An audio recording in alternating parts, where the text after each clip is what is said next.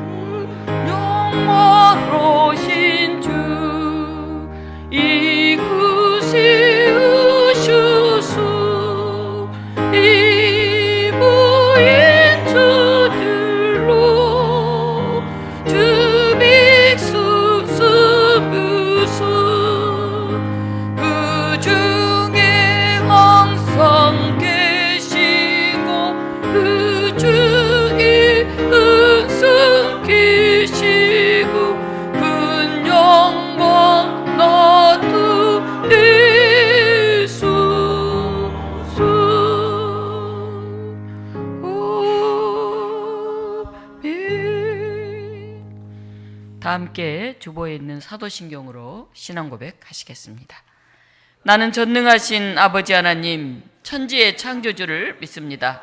나는 그의 유일하신 아들 우리 주 예수 그리스도를 믿습니다.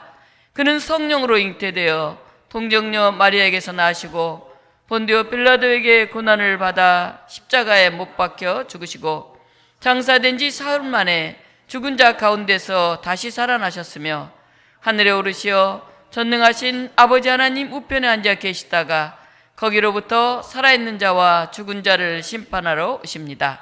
나는 성령을 믿으며 거룩한 공교회와 성도의 교제와 죄를 용서받는 것과 몸의 부활과 영생을 믿습니다. 아멘. 네, 찬송가 365장 함께 부르겠습니다.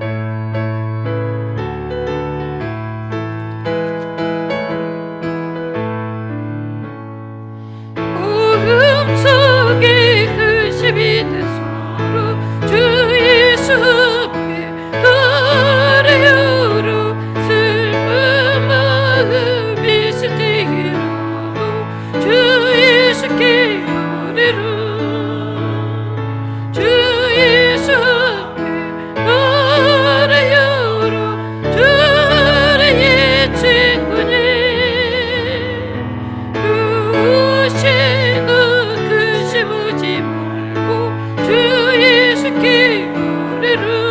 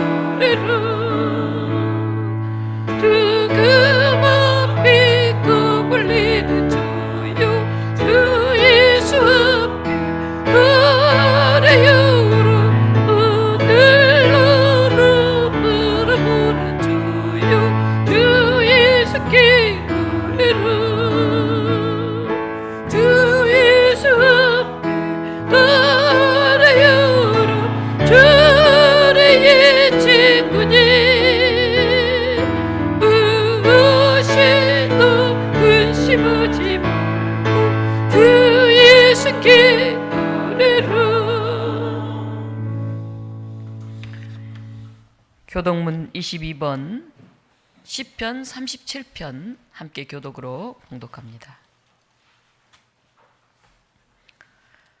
악을 행하는 자들 때문에 불평하지 말며 불의를 행하는 자들을 시기하지 말지어다.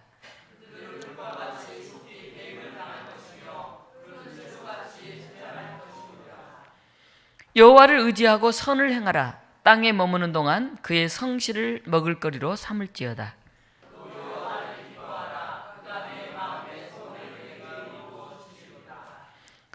내 길을 여호와께 맡기라. 그를 의지하면 그가 이루시고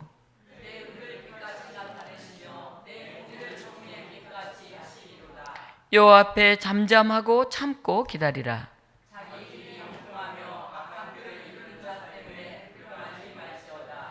분을 그치고 노를 버리며 불평하지 말라. 오히려 악을 만들 뿐이라. 아멘. 이 시간 요한식 장로님께서 기도 인도하시겠습니다. 우리의 주 되시는 하나님 아버지, 이번 넷째 주일도 어김없이 하나님 성전 앞에 나왔습니다. 하나님 주시는 그 감사의 고백들과 은혜의 고백들, 기적의 역사들이 일어날 수 있도록 하나님께서 인도하여 주시옵소서. 특별히 우리 성도들 가운데 여러 가지 삶 속에서 힘들어하고 아파하고 있는 성도들이 있습니다. 육신의 연약함으로 인하여 병이 낫기를 소망합니다. 투병 중인 성도들도 있습니다. 하나님이 한 사람 한 사람 주님께서 친히 찾아가셔서 그들의 아픈 부위를 만져주시고 싸매어 주시고 치유해 주시사 하나님 속에 속히 그들이 병상에서 일어날 수 있게 하여 주시옵소서. 그리하여 하나님께서 낫게 하셨음을 그들도 그들의 입과 입술로서 고백할 수 있도록 성령 하나님 인도하여 주시옵소서. 우리를 사랑하시는 하나님, 우리 성도들과 이웃 가운데 여러 가지 삶 가운데 어려움에 놓인 성도와 이웃들이 있습니다. 그들의 사정과 상황을 주님께서 아시고 하나님께서 그들의 구원의 손길이 되어주시고 낙담하고 낭망하고 하나님의 위로가 필요한 그 마음을 만져주시고 그 삶을 회복시켜 주시옵소서. 오늘도 주님의 진리 말씀을 전하시는 담임 목사님께도 말씀과 구원의 은사를 허락하여 주시고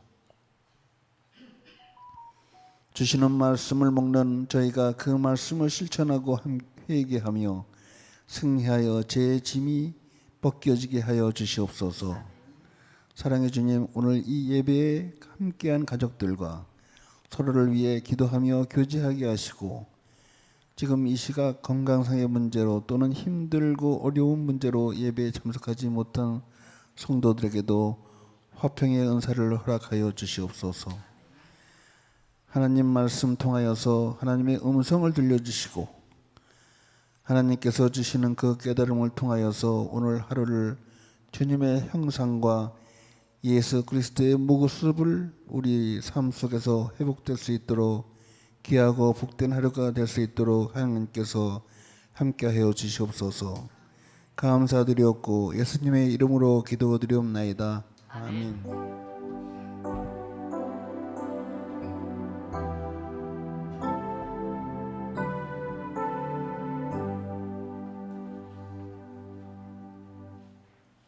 시간 청년들이 부르신 뜻을 따라 산 우리 찬양하겠습니다.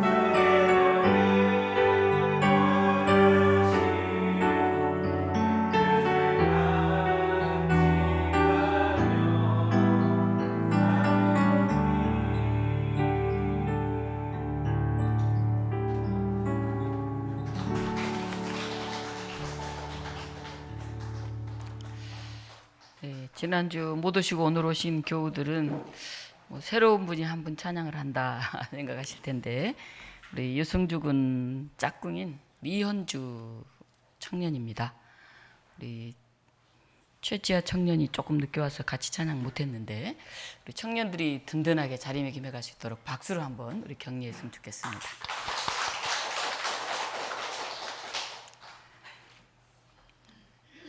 오늘 우리에게 주시는 말씀은 마태복음 10장 24절로 39절 말씀입니다.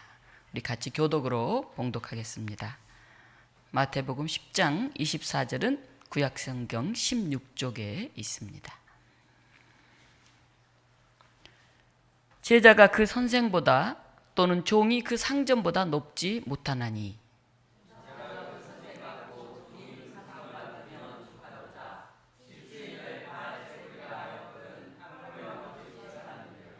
그런즉 그들을 두려워하지 말라. 감추인 것이 드러나지 않을 것이 없고 숨은 것이 알려지지 않을 것이 없느니라.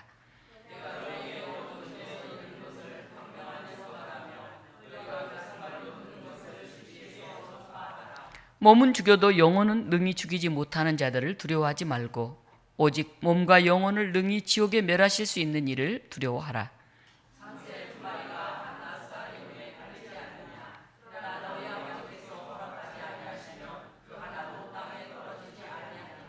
너희에게는 머리털까지 다 세신 바 되었나니, 누구든지 사람 앞에서 나를 시인하면 나도 하늘에 계신 내 아버지 앞에서 그를 시인할 것이요,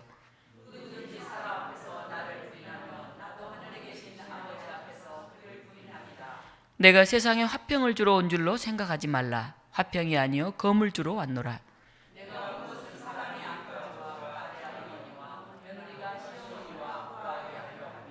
사람의 온수가 자기 집안 식구리라.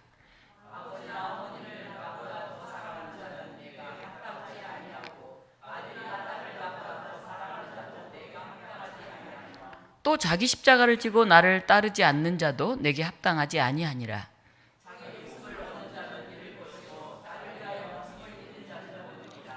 아멘.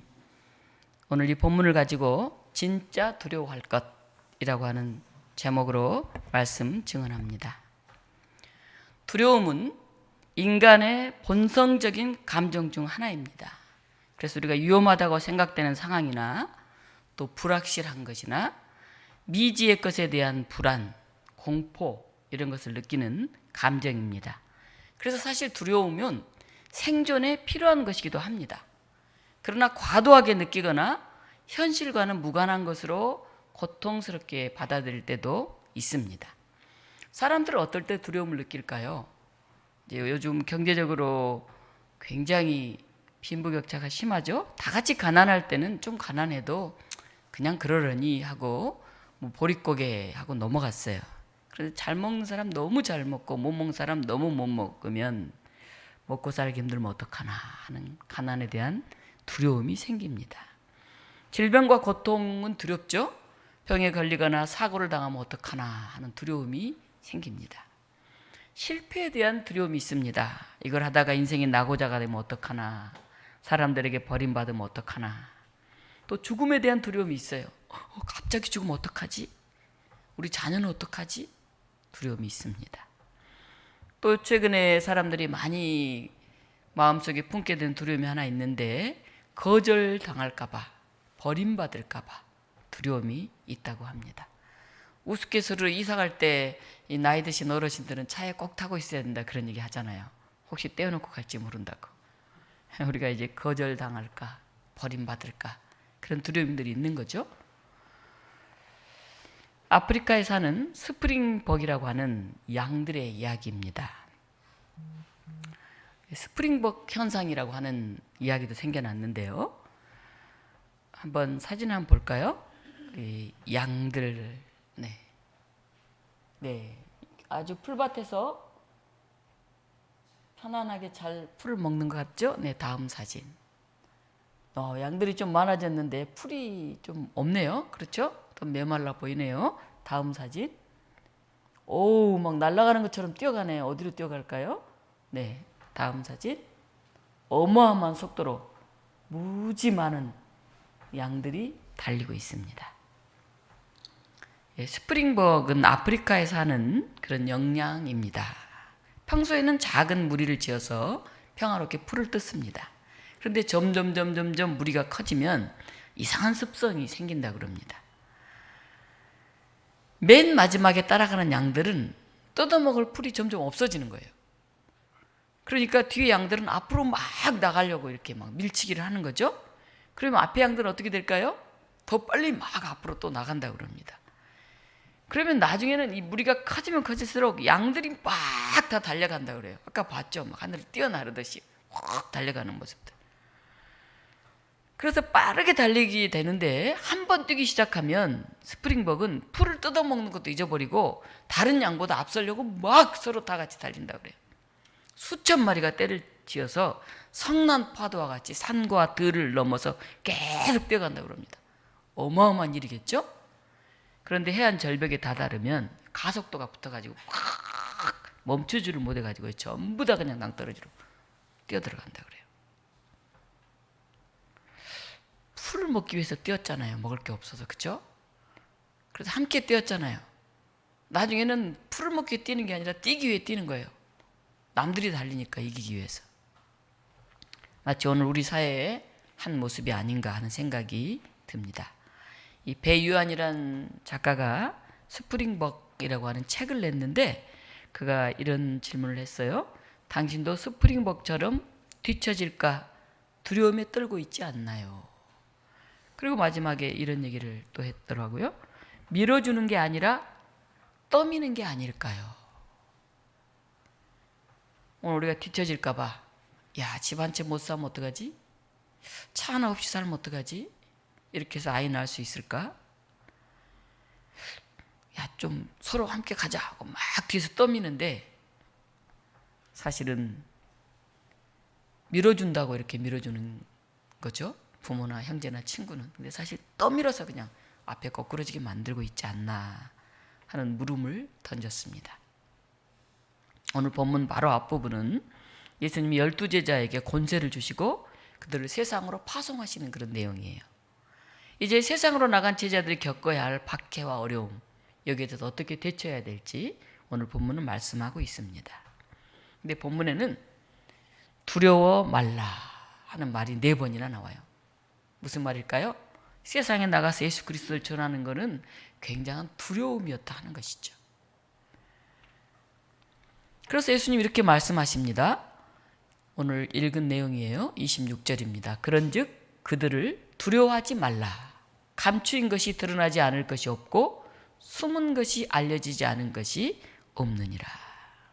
그들을 두려워하지 말라. 그들이 누굴까요? 여기서 그들은 우선적으로 유대인들입니다.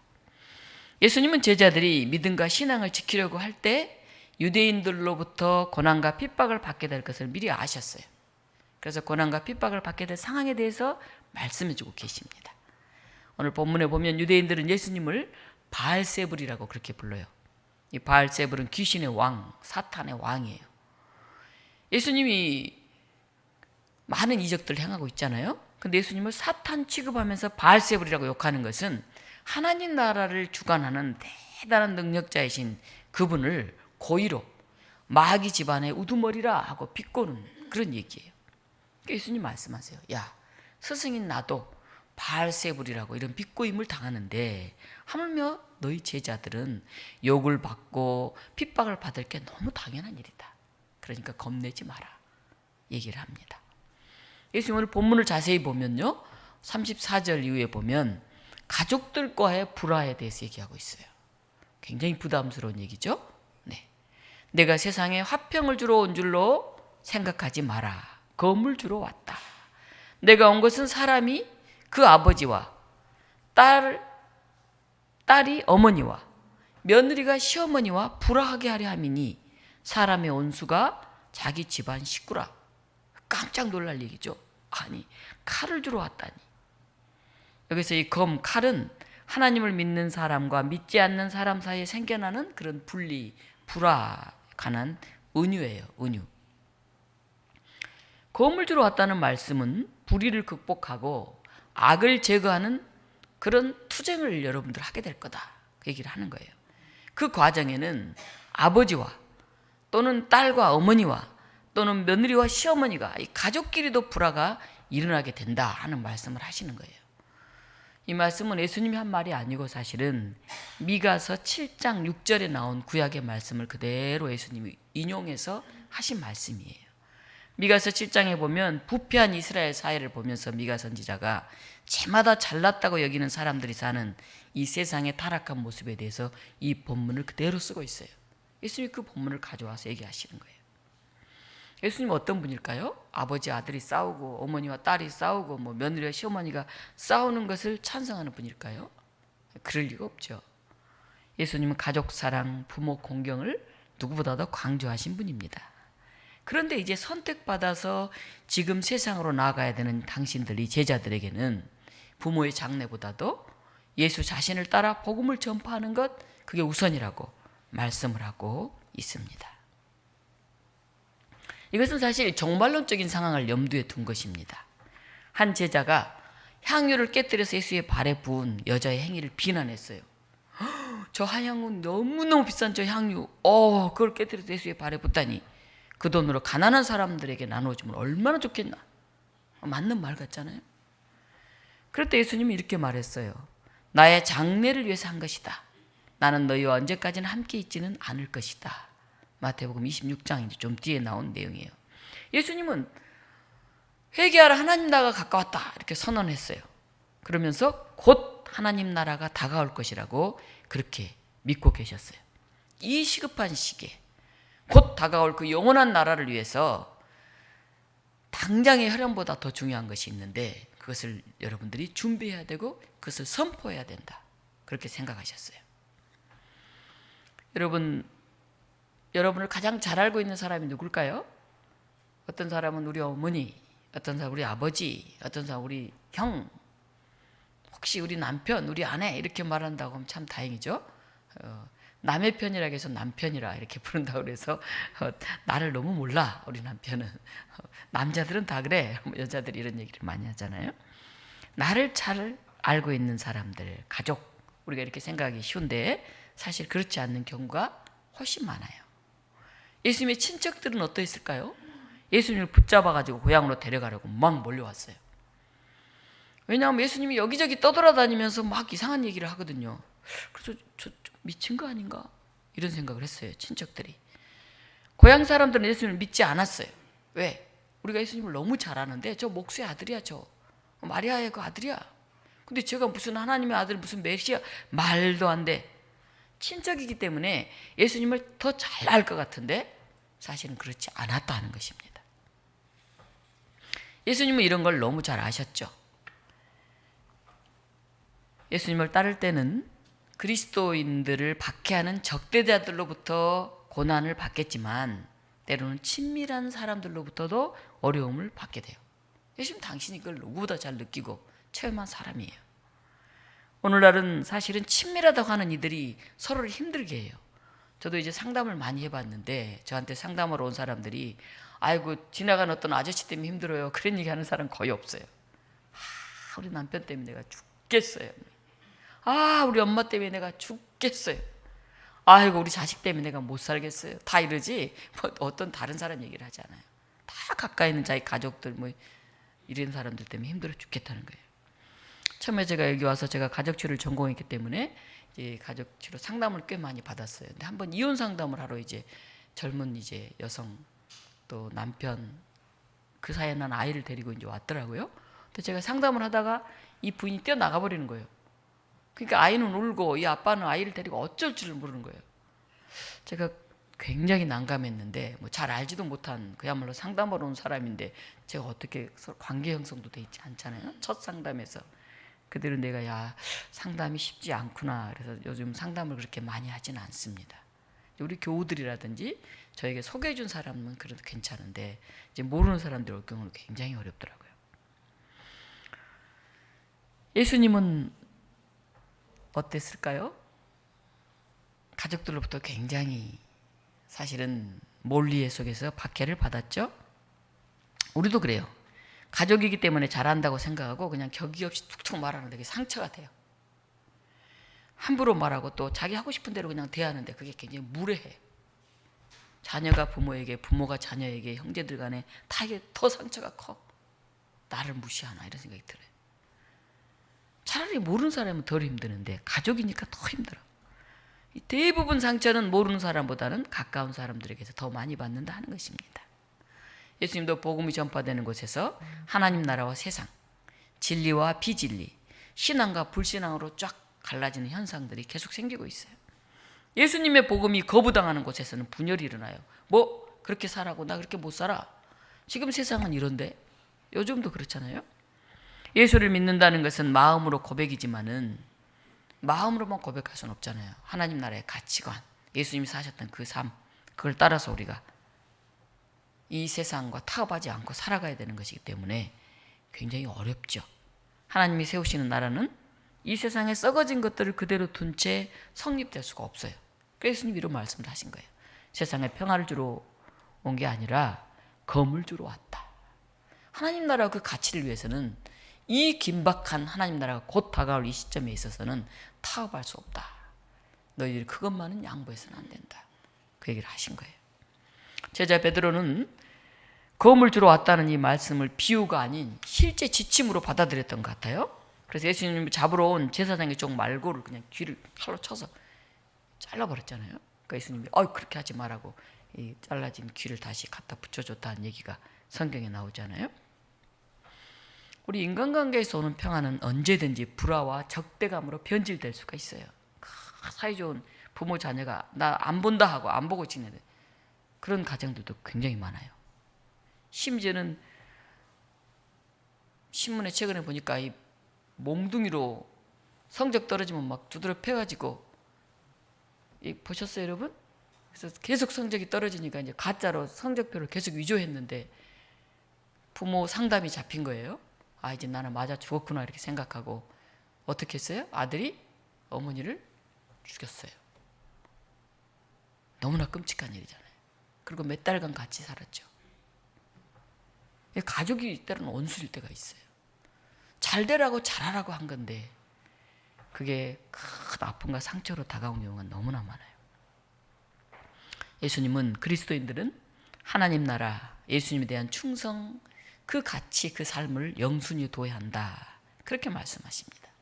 예수님의 주권은 어느 곳, 어느 때, 어느 경우에서도 제한돼서는 안 된다.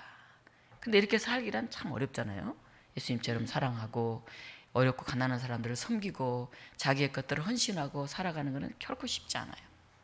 심지어 베드로도 예수님은 나 잘 몰라요. 자기도 죽을까 봐서 부인했잖아요.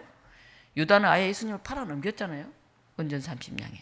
또 다른 제자들 다 도망가 숨었잖아요. 이게 얼마나 어려운 길인지를 얘기해주고 있습니다. 오늘 성경에서 예수님은 박해하는 사람들을 두려워하지 말아야 할 이유에 대해서 말씀하고 있어요. 26절 보면 그런즉 그들을 두려워하지 말라. 왜?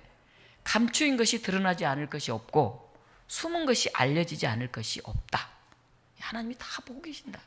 나를 귀신 우두머리니 바알세불이니 교회 왜 그렇게 다니느니 무슨 말을 다 해도 결국은 하나님의 사랑이 저 가정을 저렇게 변화시키는구나.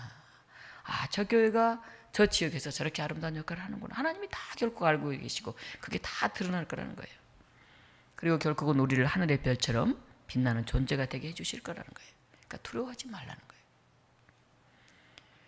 오늘 성경에서 진짜 두려워할 것이 있다는 거예요. 두려워하지 말라가 3번 나오는데 두려워하라가 1번 나와요. 우리 28절 같이 한번 읽어볼까요? 네. 몸은 죽여도 영혼은 능히 죽이지 못하는 자들을 두려워하지 말고 오직 몸과 영혼을 능히 지옥에 멸하칠 수 있는 이를 두려워하라. 누굴까요? 몸과 영혼을 멸할 수 있는 사람. 네, 하나님이시죠. 하나님. 사람들은 아무것도 두려워하지 않고 살면 좋다고 생각해요. 그러나 두려움은 필요해요. 우리가 가지고 있는 본성이거든요. 어린아이들이 세상을 잘 모르기 때문에 때로는 겁이 없어요. 높은 곳에서 팍 뛰어내려요. 어떻게 될까요? 부모가 옆에 없으면 다리가 부러지든지 그러죠. 또 위험한 구덩이 같은 데도 꽉 달려가요. 뜨거운 물이 끓는데도 손을 팍 대요.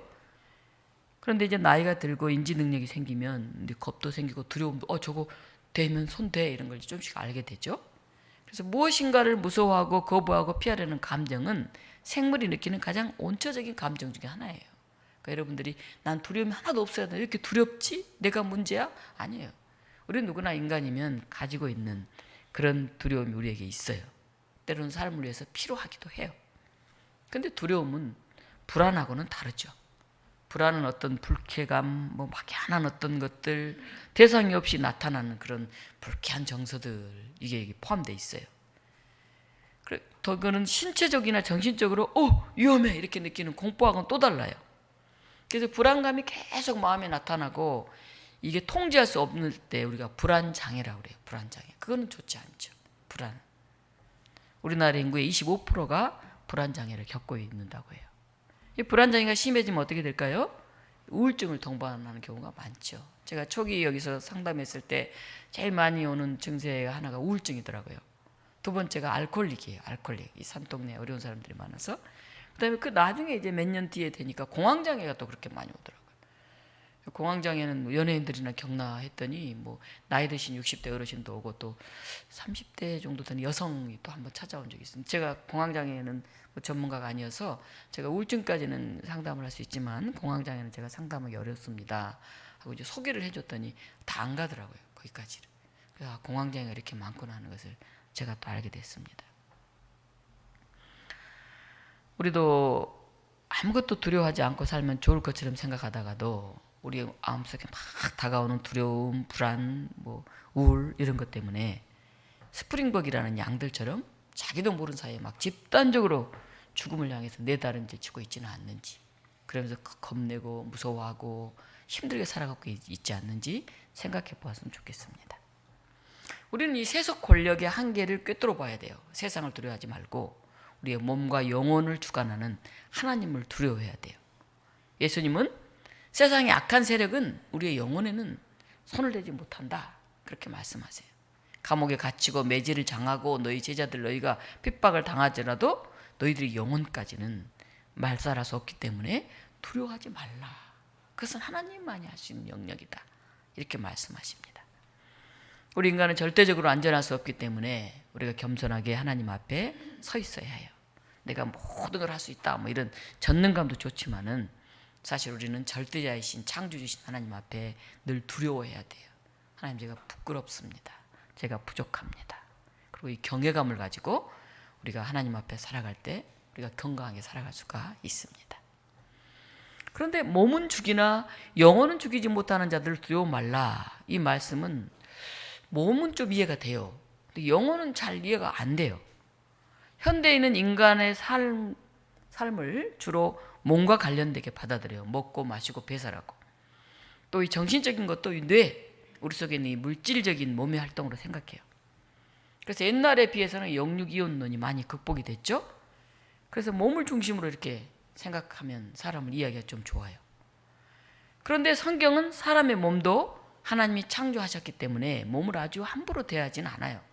옛날에 고대나 그런 시대에는 막 몸을 함부로 대하면서 영혼만 거룩한 걸 생각했는데 성경은 그렇게 하지 않습니다. 그리고 인간은 몸으로만 성립되지는 않아요. 우리 몸 안에는 몸과 영혼이 다 결합되어 있죠. 영혼은 몸이 손상된다고 해서 멸절되지 않는 인간의 그 어떤 하나님이 후 하고 불어넣으신 고유한 숨결이 우리 안에 있어요. 근데 그게 어떤 거냐? 과학자들도 완전하게는 얘기하기가 어렵습니다. 저나 여러분은 사실 모르는 게 상당히 많아요. 이 과학이 발전하면 발전할수록 새로운 게 계속 밝혀져 가지고 새로운 걸 점점 알게 된다고 생각하는데 모르는 게 더 많아요. 요즘 병 이름도 얼마나 많은지. 옛날에는 그냥 나이 들어서 죽는다 이렇게 생각했어요. 병 들어 죽으면. 근데 지금은 그 병이 무슨 암이냐 뭐냐 다 지금 하나하나 밝히고 있잖아요. 그러니까 더 복잡해지고 있어요. 정말 공부를 열심히 하면 할수록 더 겸손해져요. 제가 아는 과학자들 중에서도 신앙인이 참 많아요. 우리의 과학으로는 세상의 이 많은 신비를 다 밝힐 수 없다는 걸 알게 되면서 저는 오히려 더 겸손해졌습니다. 이렇게 말하는 분이 많아요. 근데 어설프게 알면은 막 떠들고 막 그렇죠. 영혼은 영원성을 생각하는 그런 능력이 있어요. 시간을 과거와 현재와 미래로 구분할 줄도 알아요.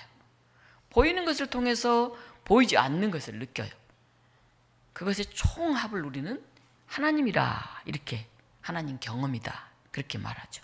우리가 영혼이 있기 때문에 우리는 하나님을 찾습니다. 그런데 21세기를 사는 오늘의 현대인들은 영혼을 다 몸속에 그냥 집어넣어버렸어요. 그래서 하나님에 대한 경외감도 별로 생각하지 않아요. 여러분 최근에 영끌이라는 말 많이 들어봤죠? 어떨 때 쓸까요? 신조어처럼 됐는데 영혼까지 끌어모은다 이런 뜻이에요. 뭘 위해서요? 집 사는데, 부동산 투자하는 데 있어서 돈, 있는 돈, 없는 돈, 대출, 심지어는 이 영혼까지 영끌해서 집을 사는 이 젊은이들의 형태를 영끌한다. 집을 살 수가 없으니까 돈 벌어서는 2년에 한 번씩 이사 던지려니까 애들 데리고 죽겠으니까 뭐 어떻게 하든지 뭐 빚을 내고 뭐 영혼까지 끌어당겨서 집을 만든다는 거예요. 폰 사미쇼가 쓴 그림자를 판 사나이라고 하는 소설이 있어요. 주인공 페터 슐레밀은 회색 옷을 입은 정체불명의 사나이, 뭐 악마라고도 하는데 그 사나이에게 그림자를 팔고 금을 만들어내는 행운의 자루를 받습니다. 자루에서 금이 나와요. 어떻게 될까요? 엄청난 부자가 되어가지고 부와 호사를 누리죠. 그런데 이 슐레밀은 그림자가 없다는 이유로 사람들에게 외면당하게 돼요. 그래서 태양 아래 당당하게 다니지도 못해요. 사람 하나를 가짜로 빌려가지고 앞세고 뒤따라다니는 이런 모습을 하고 다니려니 사회로부터 소외된 삶을 살게 되죠. 돈은 많으니까 사랑하는 여인도 만났는데 그 여인이 보니까 그림자가 없는 거예요. 아무리 돈이 많으면 뭐해, 나 당신과 결혼 못해. 그래서 결혼도 거절당합니다. 그때 그는 돈이 전부가 아니라는 걸 뼈저리게 깨달아요. 그래서 그림자를 되찾으려고 해요. 그러자 이 악마가 또 말하죠. 그럼 그림자와 죽은 뒤에 영혼을 바꾸자. 살아있을 때 돈도 그림자도 있고 죽고 나서 영혼 없으면 까짓것 어때요? 확 바꿀 것 같죠? 네, 그런데 이 주인공은 그걸 단호하게 거절합니다. 그림자 없이 사는 게 아니라는 것을 느끼는 거죠. 근데 영혼 없이 산다? 그건 또 어떤 삶일지 그는 선택하지 않아요. 영혼을 잃은 사람도 그림자만 있으면 잘 살아갈 수 있을까요? 최근 실제로 많은 사람들이 악마에게 남몰래 그림자 또 영혼을 저당 잡힌 채 살아가고 있다. 그런 여운을 남기고 있어요. 인간은 무엇으로 살까요?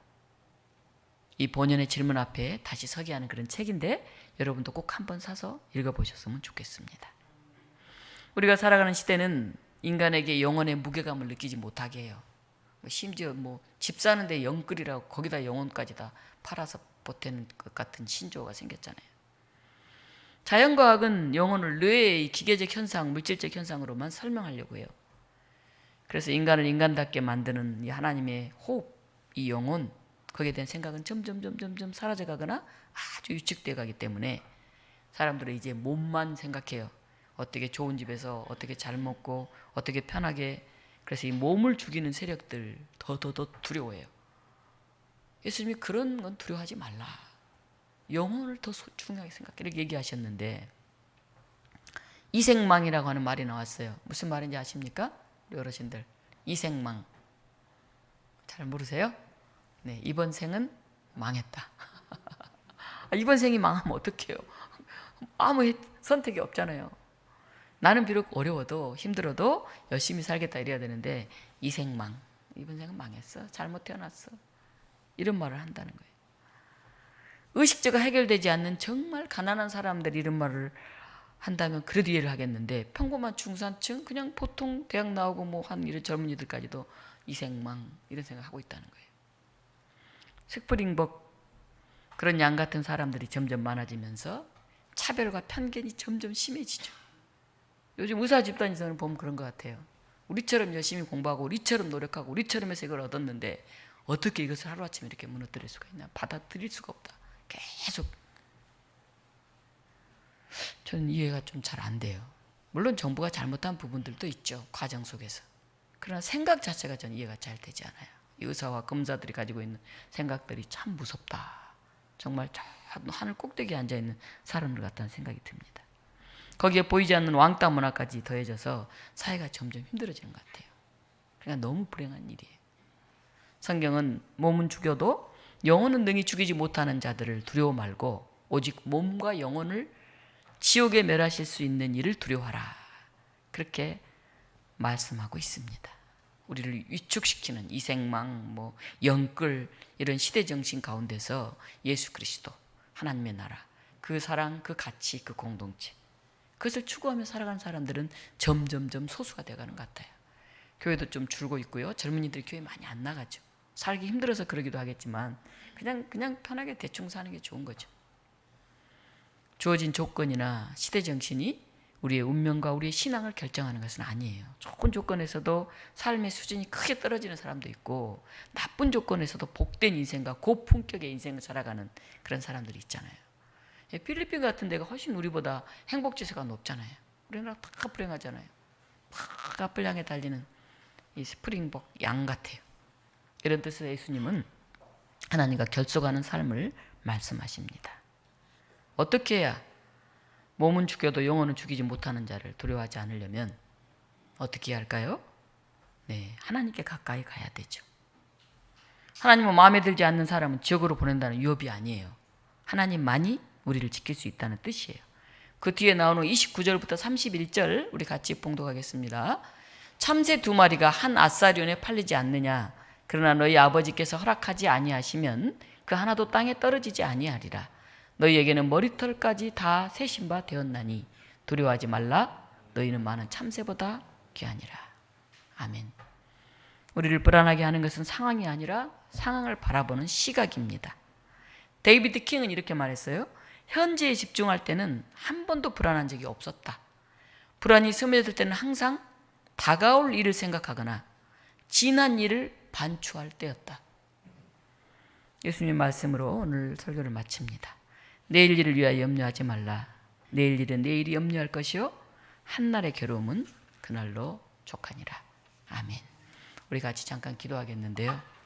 하나님, 우리의 마음에 두려움이 있습니다. 건강한 두려움이 아니라 다가오지 않는 미래를 두려워하고 타인과 비교하면서 불안해하고 근심하고 걱정하는 우리들의 삶이 있습니다. 하나님, 세상을 두려워하고 이생망을 얘기하고 영끌을 얘기하는 이런 시대 속에서도 하나님 나라와 그의 의를 얘기할 수 있게 하시고 그 사랑,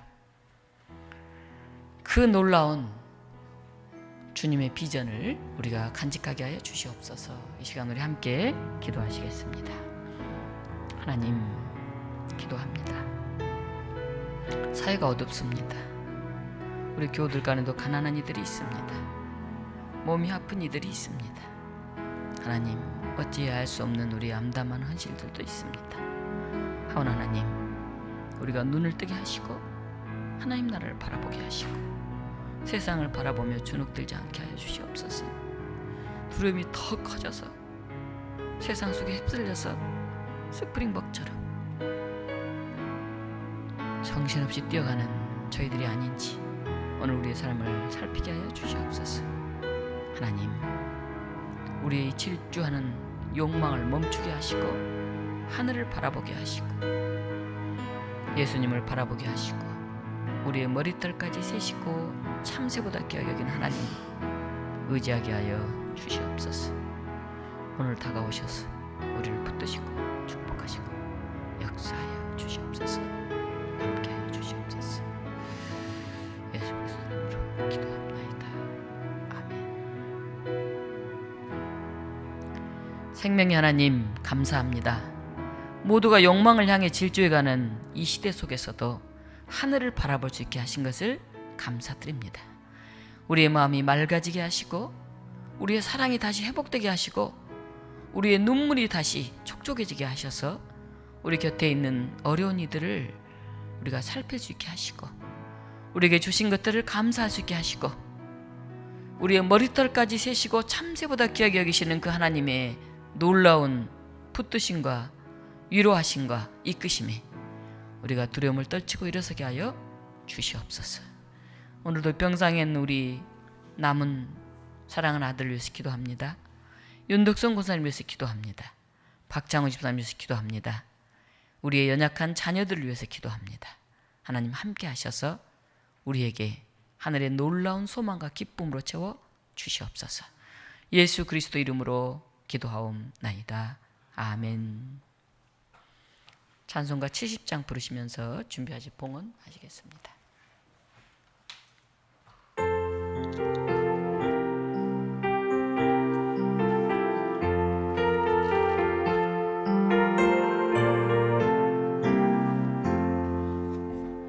비난조 있으니 흘르들 던거죠. 이리 오라. 똥들이 변하고 물결이 흐르고 선이 넘치되 두렵잖네. 이방이 떠들고 그릇을 모여서 진동하나. 우리 주 목소리 흠뻑 부르시며 주 너희 모두고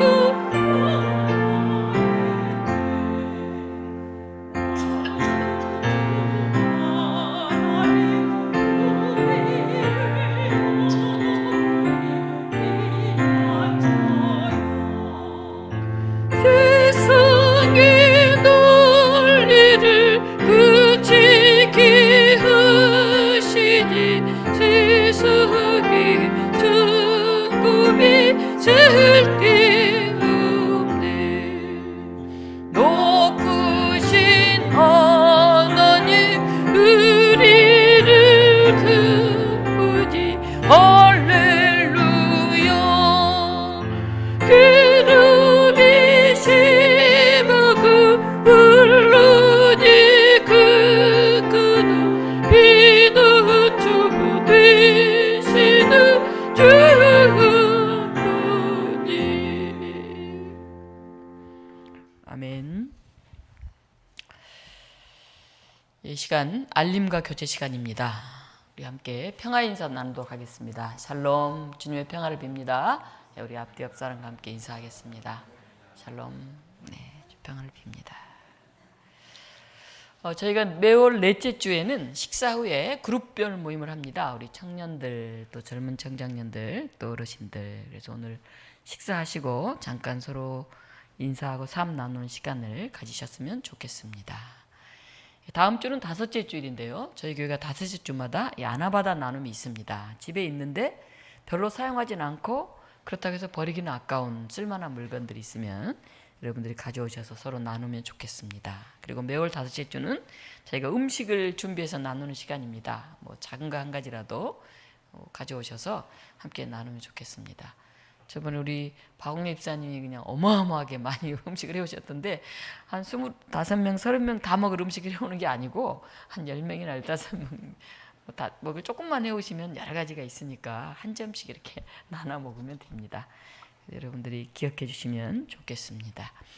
이번 청년부 성경 공부는 항상 수요일 날 했는데 이번만 27일 목요일 날 7시 30분에 하겠습니다. 우리 끝난 아버지 노릇, 폭력의 단념, 가벼운 짐 이 내용을 읽어보시고 함께 들어와 주시면 좋겠습니다.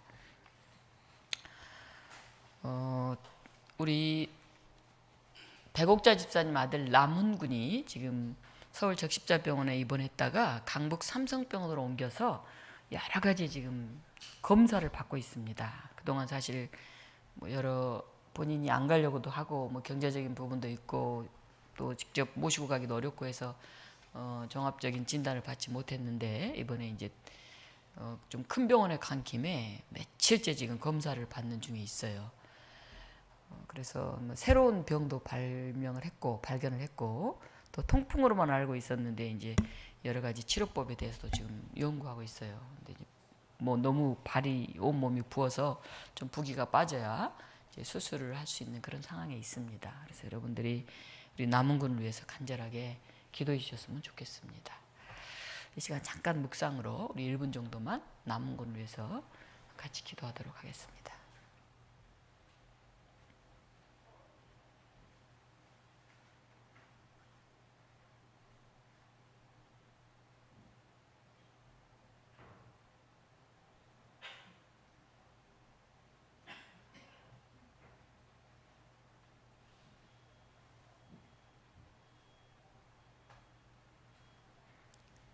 생명의 하나님, 오랫동안 걷지 못하고 힘들고 어렵게 집에 있던 우리 나무님이 이제 병원에 입원해서 새로운 병명도 발견하고 또 여러 가지 부기를 빼게 하기 위한 과정 속에 있습니다. 하나님 그 연약한 부분들이 다 발견되게 하시고 하나님의 놀라운 성령의 은총으로 치유될 수 있도록 함께하여 주시옵소서. 주님께서 붙드시고 역사하시기를 원하오며 예수 그리스도 이름으로 간절히 기도합니다. 하나님, 이어서 기도합니다. 오늘 주님 앞에 우리의 예물을 드립니다. 그리고 우리의 삶의 기도 제목을 드립니다.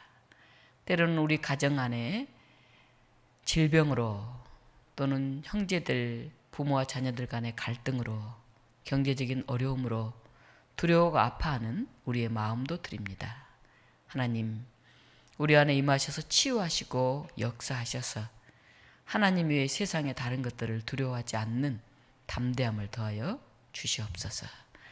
우리의 예물을 드리는 이 손길 안에 우리의 그런 소망과 꿈이 함께 드려지게 하여 주시옵소서.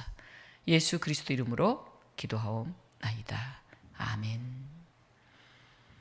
함께 일어나셔서 432장 찬양합니다.